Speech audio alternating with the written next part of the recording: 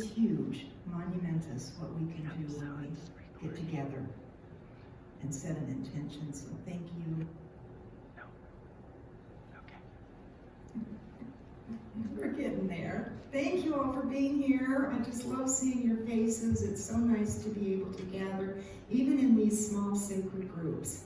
It's powerful. And just being able to know that we are in this together, no matter where we are. God's got us and we've got each other.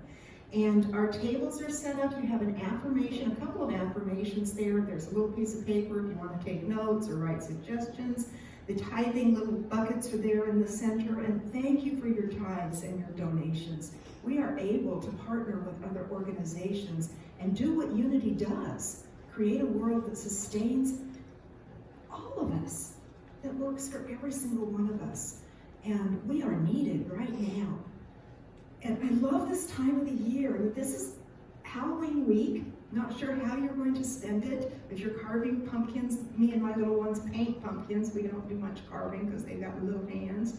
We'll be doing some paintings. We'll add to our little altars that we've built for the Day of the Dead, Dias de Muertos, and that is the Latino countries honoring of those that have come before. And so you'll see these beautiful displays on porches, in the marketplace, pictures and flowers of those that have walked on, both famous and within their own private families. But it's a beautiful thing to see. So we started that. My little grandkids add to it each time. But I'm preparing for a moving on. I'm preparing, and I think we all are. I think we've all had enough stress and knots in our stomach and living in this energy of almost a frenzy. And you feel it. It sticks to you. Do you know what I'm talking about? It feels heavy. And so we're entering one of the greatest months of the year, November, a month of gratitude. And I always like to take these 31 days ahead of us that start next week and focus each day for those 31 days on gratitude. As an avid student of Myrtle Fillmore, all of her lessons, she had home study courses, she had in-school classes, she was constantly teaching, and every one of her lessons that I've been able to acquire and read through and soak in those words, her first lesson is about gratitude. She taught that grace is abundant constantly. By grace, as Scripture tells us, by grace we live, by grace we move, by grace we are abundant. And so she established in her students step one, to create space for gratitude.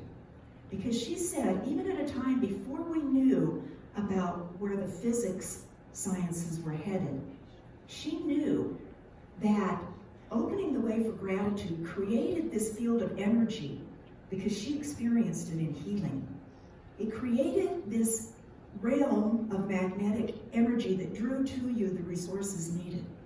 She said that the grace of God is constant. And if we allow it to emerge from within us, it blooms in profound, profound ways. And I think about those words, and I think about how does grace come through gratitude, and how does gratitude create that pathway? And I realized when I'm really working the gratitude principles and practices, you can't focus on anything else. You don't throw up those roadblocks and interfere with that energy. When I get into that space of gratitude, there's no room for fear, anger, rage, nervousness, tenseness. Because in that feeling of gratitude, there is abundance. And that's what she was talking about. So we're going to take these 31 days of November to focus on gratitude. Do you all remember Sarah Von Brethnock? Sarah Von Brethnock, a frequenter on Oprah Winfrey, this is a long time ago. Yeah. And she wrote, what was that first one? I mean, she had the gratitude journals, but the abundance factor. She was, this woman is about this big and a powerhouse, a lot like Myrtle Fillmore. My mother and I went to see her at St. Pete at Ruth Eckerd College, and what a dynamo. And how she's an extraordinary writer, extraordinary author. If you haven't read her work, you need to, because she's one of those speakers and writers that just have you like this, where you go into another, you're transcended into another space. She's that gifted. And she shared with us an experience in her life about how she moved into this abundance factor through gratitude. She had a freak accident in a restaurant while she was speaking. I don't know if it was with a reporter or it was a business meeting, and a tile from the roof fell on her head while she was sitting there having coffee. I had to take her to the emergency room, and she was there for a while. It didn't do any permanent damage, but what it did do for about 6 or 8 weeks, she had no sense of smell or taste whatsoever. And she thought, well, if this is all that happens, that's, no big deal. Maybe it'll come back, maybe it won't.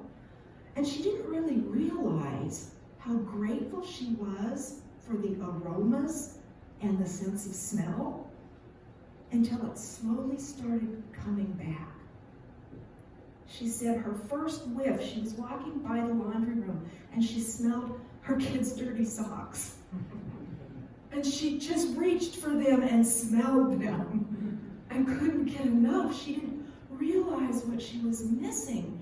And she went deeply, she couldn't get enough of the aroma. She ran around her yard smelling the grass, the dirt, the flower, everything. She didn't realize how powerful this sense organ from God is.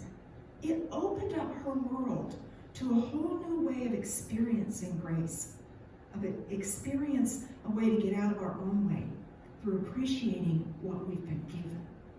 And so we're going to take these 30 days to dive in to exploring grace through appreciation and gratitude. We're going to take some tools with us along the way. Shirley's ordering us some of these great little gratitude books that you'll have next week to start our journey.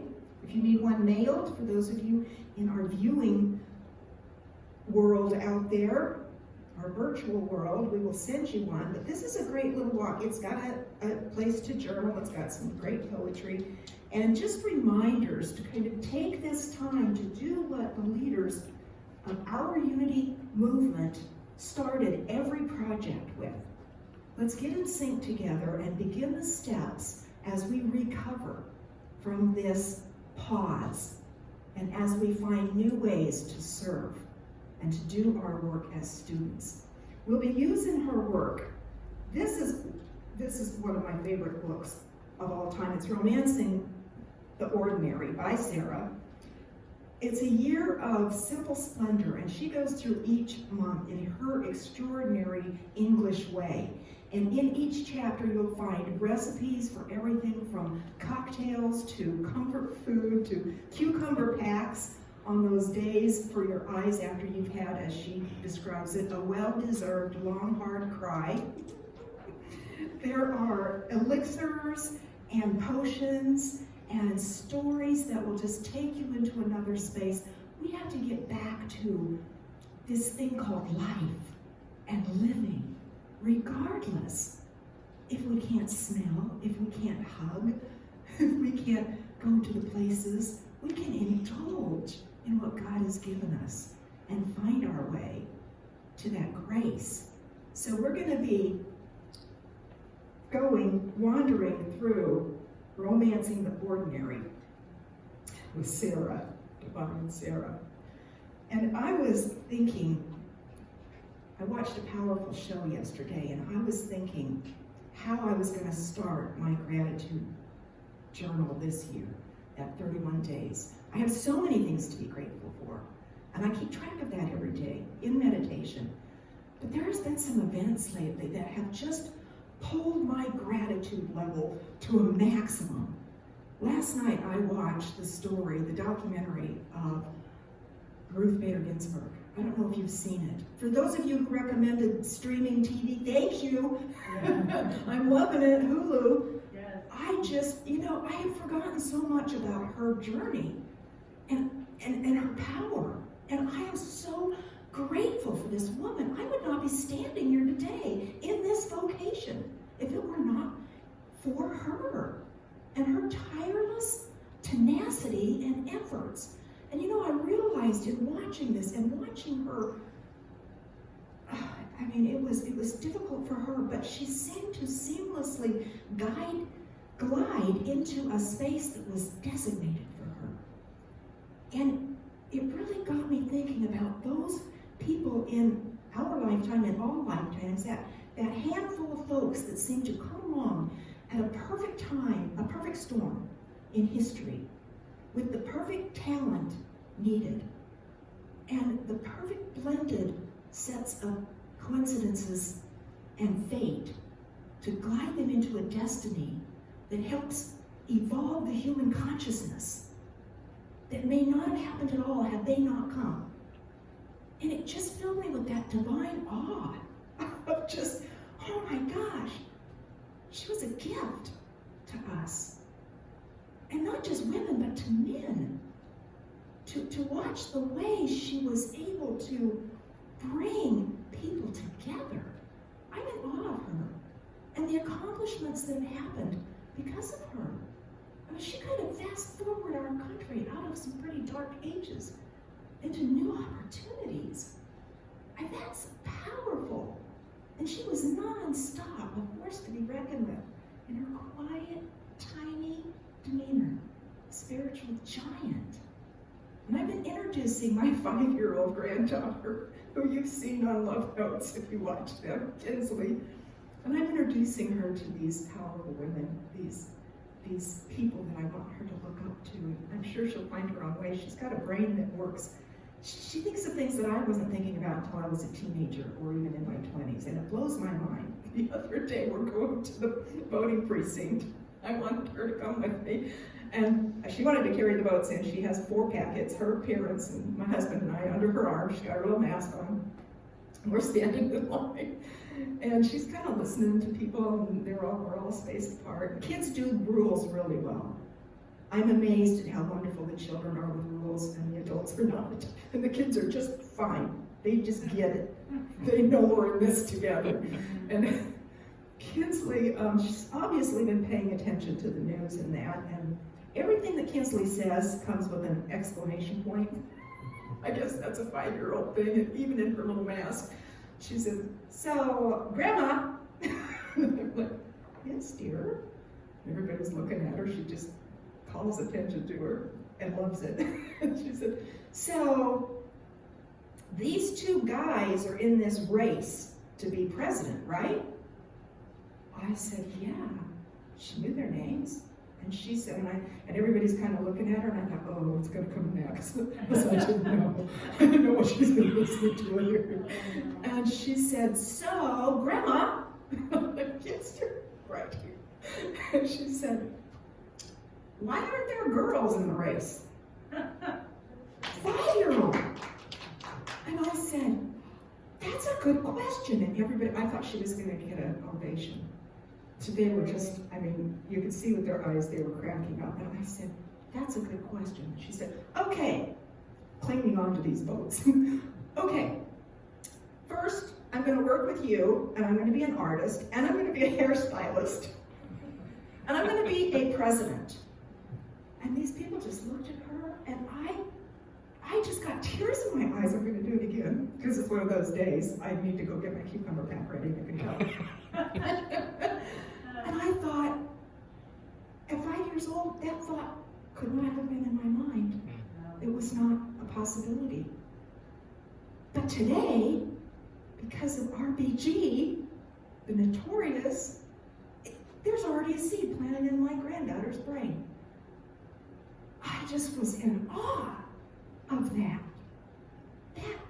And that gratitude lifted me throughout the entire day. And I began to see things differently. And I began to remember that feeling that everything's okay. Because I haven't felt that in a while.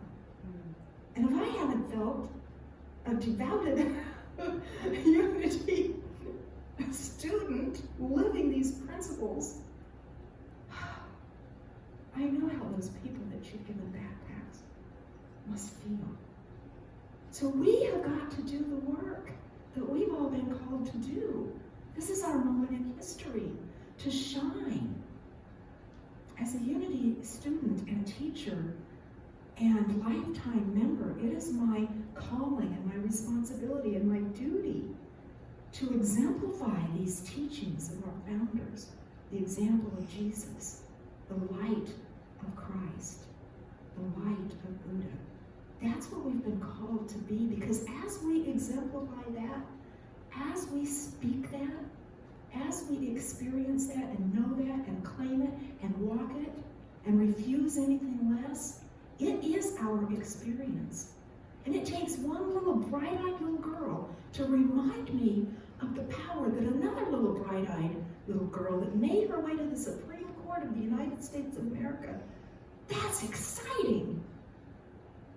There's no coincidences. I'm seeing the pieces of the puzzle come together. We're waking up. And it's an exciting time to wake up. And it's going to be okay. It's going to be okay. And I plan to do my meditations at the end of the service. It's so important for us to do the work that we know how to do in the style and manner of Myrtle, and her power and her way she had of allowing people to know the power of the grace of God through their own understanding of getting out of their own way. That's going to be our work, especially this next week up to the election. We would certainly never tell you how to vote. That would be an affront to your Creator. You've got a brain and a brilliance in you. But we can encourage each other to be the example of what we want to see in our leaders. And I stand here with other leaders in this community of this church to claim that we are good stewards of this community. We are good stewards of God's gifts to us.